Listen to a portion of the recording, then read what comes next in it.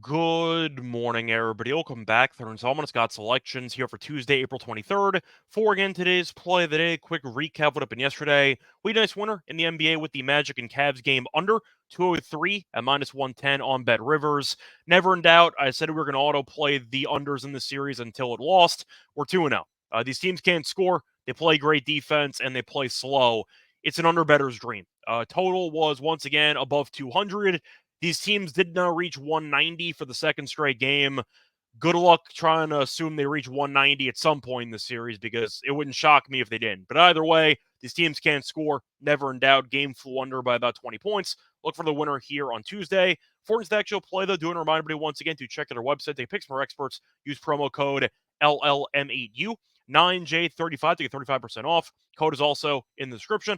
Plus, we have an offer from BetMGM in the description. So if you're looking for a new book and BetMGM is a book you're considering, you should join. And we do so. Use the link and it'll get a nice sign-up bonus. Plus, a reminder, hit the like button, subscribe to the bell so you get notified and you'll never miss an episode. And for the actual play, going to basketball once again, going to look at a matchup between the Pacers and the Bucks for Game 2 of that series, taking place at around 8:30 p.m. Eastern Time. And for this game, I'm going to go with the home team here. Going to take the Bucks money line at -115 on BetMGM. Time recording of 3:30 a.m. Eastern Time. Covering why we're going to take the Bucks money line in this game. First reason, there's been one insane trend so far in the first round of the playoffs. The home teams have been really good. In fact, they've been unbeatable because the home teams are 11-0 straight up in the first round games, including all three games yesterday. Yes, the games were close, or two of them were.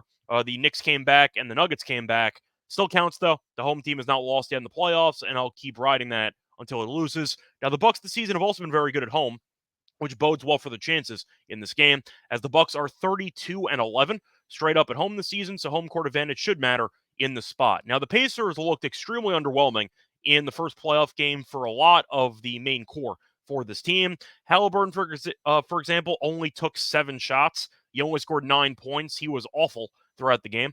You're looking at everybody else, and a lot of guys didn't show up.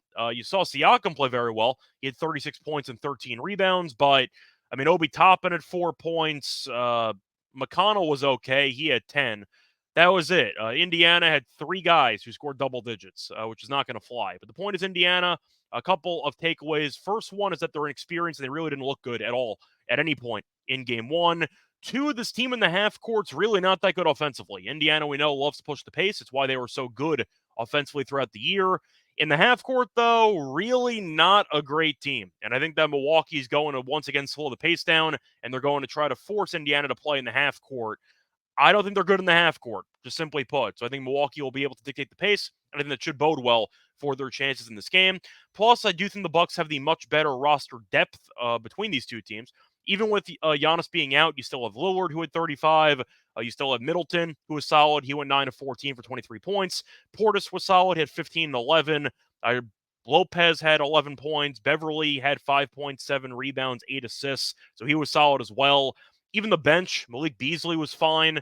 Crowder and Connaughton gave him decent minutes. So they have a decent amount of guys that they can just throw out there to give them good minutes.